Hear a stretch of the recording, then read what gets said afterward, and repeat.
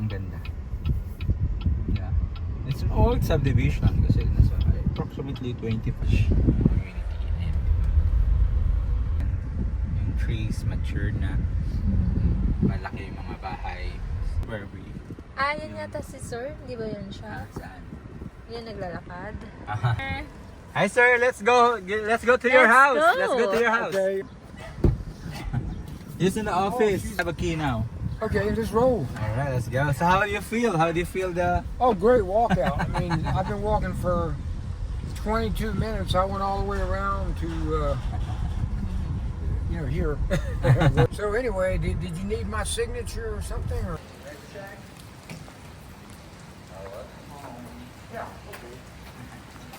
Ini-check niya ulit yung bahay. So look at that. Oh. So there's no. Magdamagan yung ulan, but you cannot see yung water. Yung sabi. Okay po.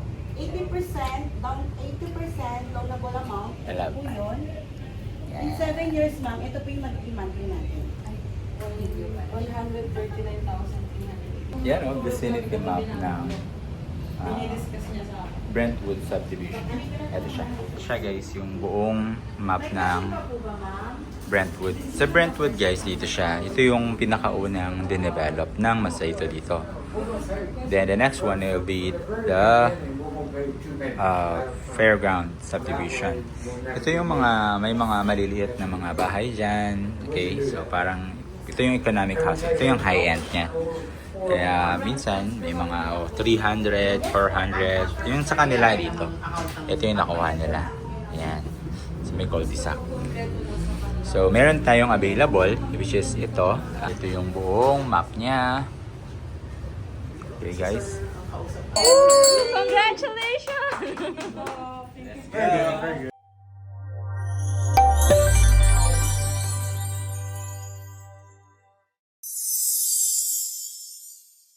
Hello mga kasanting, kumusta po kayo? So it's another vlog, it's another day today. So it's a part 2 po dun sa ating nagawang tour dun sa bakit or why foreigners love to live here and sa Brentwood Yan. So, pinipilap na ni ma'am. Actually dito ako ngayon sa office ng Brentwood. Ngayon, puntahan natin si Sir. Dinrap lang natin si Sir doon sa bibili niyang bahay, and si ma'am naman, yung wife niya is nandito po nag-paperworks. So, dinala natin susi para i-open yung model house kasi nag-loiter siya doon parang nag-tour around siya doon.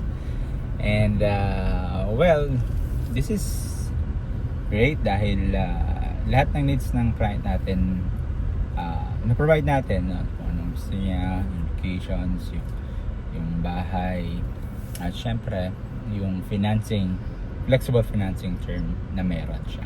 So ngayon, this video, kasama ko nga pala si Ate Mitch. Ate Mitch.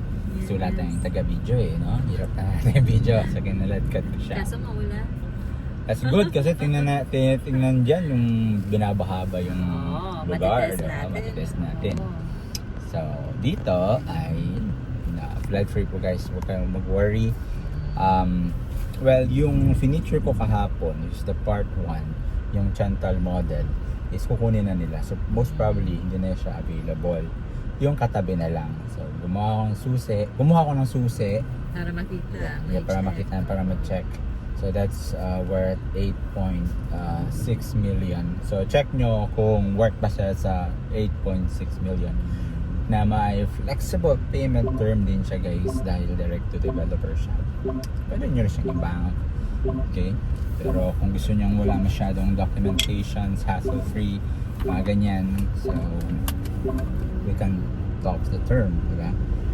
For the meantime, susunduin lang natin si Sir kung saan na siya nakapunta doon. So, iikutan pa natin sa subdivision para makita siya. Hanapin natin si Sir kung saan siya. Ang aliksi pa naman yung maglakad. Sa Brentwood Village pa lang ipupuntahan natin guys. So, hindi ako makapaniwala na 72 na daw siya. 72 years. 70. Magsa-73. Mag-birthday kasi mag-birthday siya, sa no? 24. Wow. Alright guys. So check natin. Ayan. The reason why bakit maganda to So pakita natin sa inyo yung location map where or saan tayo ngayon. Ayan guys, so, pinick up ko ulit sila doon sa Lee Heights kung sila nagre-rent. And imagine guys, nagre-rent sila 75,000 per month. Diba? Grabe. Anyway, so ayan tayo yung naka-blue. Ay, check nyo dito. Yung blue na yan. So dito lang yung airport. Okay. And dyan kami dumaan sa Mabiga Interchange. Yung pinaka-lapit. And the subdivision is right over here. Sa left side. Ayan siya. Diba? Ang ganda. Yeah. It's an old subdivision kasi nasa approximately 25 years. So, kumbaga, subok na to sa panahon. No? Yes. So, dito, 24/7 yung guard on duty natin. Kilala na tayo ng guard kasi bumalik tayo kanina, pumunta tayo, dinrap natin siya. Then yung wife niya, siya na sa office. paperworks. So, inayos na namin lahat ng mga paperworks. And, tingnan nyo naman yung passage. Community. Ayan. Okay? Old but classic. Never goes out of, di ba? So, may mga pathwalk sa side by side. Ito nyo naman, yung trees matured na. Malaki yung mga bahay, left and right. So, I don't know kung naalala nyo pa yung video ko dito. So, that's 500 square meter area, no? That's 500 square meter lot area. May 300 square meter lot area. So, this is where we... Yan yata si Sir. Di ba yun siya? Saan? Yan naglalakad. Okay. Oh. So, check natin. So, I think bababa ako. Yes. Hi, Sir. Hi, sir. Let's go to your Let's house. go. Let's go to your house. Okay, where's Gina? This Um, At the Lisa. office. Wait. Can... Nakalak. Unlock siya. Yeah. He's in the Oh, office. she's at the house. Yes, office. Okay. Do the Did she try to paperwork. call me? I think so because. Oh, I got my phone right here. Okay. But anyway, Let's go to your house. I have a key now. okay, let's roll. All right, let's go. So how do you feel? How do you feel the? Oh, great walkout. I mean, I've been walking for 22 minutes. I went all the way around to, here, wherever here is. All right. So yeah, it's So kind- apparently Gina's got my phone off or something because I got my phone right here. Let's see. Let me try to. I think he tried to call you because when he going to catch you up. Did you all get the paperwork done? Well, it's just starting, but Okay. it takes for her to 30 minutes because there's an orientation. Gina, are you at the house? At office, yeah. Oh, she's at the office. Yes, at office. Oh, okay, okay. Okay. So anyway, did you need my signature or something or? Later, I can do that. No, I can. What you? Okay, so do you have a There's the envelope. envelope? Oh yeah. Here you go. Okay. No, I can go back to the office now. With All you right. guys, wherever Gina is, I'll go back. Okay. So would you want to enter here? Okay, so where am I Okay. at? Is this her house? Yeah, that's it. I'll just go ahead and. Okay. You need tissue, Sir? All right. No, I'm good. I'll drip dry.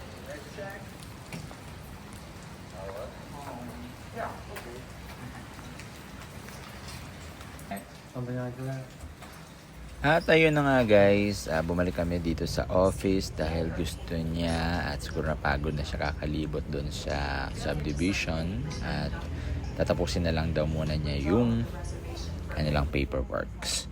Siguro bukas gagawa ko ulit ng part 3, so abangan po ninyo yung in-depth tour natin sa kinuha nilang unit at sa katabi nitong unit na available din na pwede nyong i-reserve.